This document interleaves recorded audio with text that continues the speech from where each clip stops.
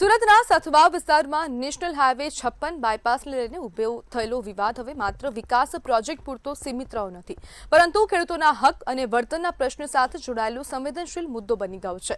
અસરગ્રસ્ત ખેડૂતોનો આક્ષેપ છે કે જમીન સંપાદનમાં પારદર્શિતા અને યોગ્ય વળતર અંગે તેમની વાત સાંભળવામાં આવી રહી નથી।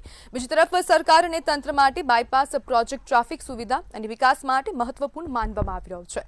પૂર્વ ધારાસભ્ય આનંદ ચૌધરી અને અખિલ ચૌધરીના જોડાતા આંદોલનને રાજકીય રંગ પણ મળી ગયો છે। સાંસદ પ્રભુ વસાવાને રજૂઆત કરવા જતા ખેડૂતોને પોલીસે રોકતા પરિસ્થિતિ વધુ ઉગ્ર બની। આગેવાનોની અટકાયત બાદ હાઈવે જામ અને પોલીસ સાથે ઘર્ષણના દ્રશ્યો પણ સામે આવ્યા અને તંત્રની કાર્યવાહી પર પણ સવાલ ઉભા થયા। જો કે સમયસર સંવાદ અને સમાધાન નહીં થાય તો આ વિરોધ વધુ ઉગ્ર સ્વરૂપ લઈ શકે છે।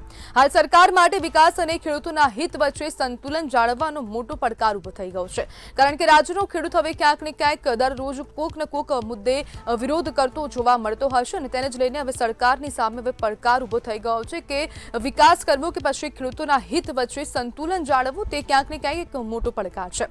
અને હવે સુરતમાં વિરોધ કરવામાં આવી રહ્યો છે, જ્યારે નેશનલ હાઈવે 56ની કામગીરીને લઈને હવે ક્યાંક ને ક્યાંક વિરોધના સૂર ઉઠી ગયા છે। છેલ્લા ઘણા સમયથી ખેડૂતો દ્વારા વિરોધ કરવામાં આવી રહ્યો છે અને ખેડૂતોનું કહેવું છે કે તેમનો હક છીનવવાના પ્રયાસો થઈ રહ્યા છે અને તેના જ કારણે હવે ખેડૂત આંદોલન કરી રહ્યો છે, ખેડૂત વિરોધ કરી રહ્યો છે। આજે વહેલી સવારથી જ આ ચક્કાજામ કરવામાં આવ્યો છે। હાઈવે પર નેશનલ હાઈવે પર ટ્રાફિક જામના દ્રશ્યો પણ સર્જાયા અને પોલીસની કામગીરી પર પણ ક્યાંક ને ક્યાંક પ્રશ્નો ઉભા થયા છે।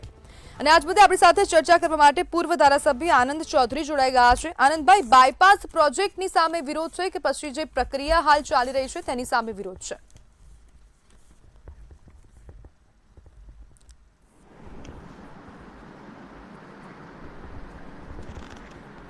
આનંદભાઈ, જે બાયપાસ પ્રોજેક્ટ છે તેની સામે વિરોધ છે કે પછી જે પ્રક્રિયા ચાલી રહી છે તેની સામે વિરોધ છે?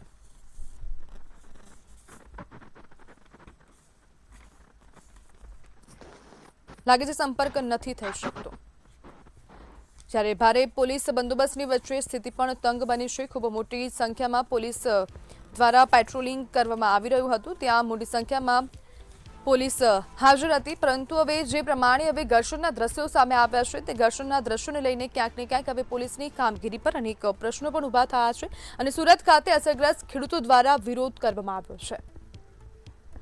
આપણી સાથે આનંદ ચૌધરીભાઈ ફરીથી જોડાઈ ગયા છે। આનંદભાઈ, બાયપાસ પ્રોજેક્ટનો વિરોધ છે કે પછી જે પ્રક્રિયા ચાલી રહી છે તેનો?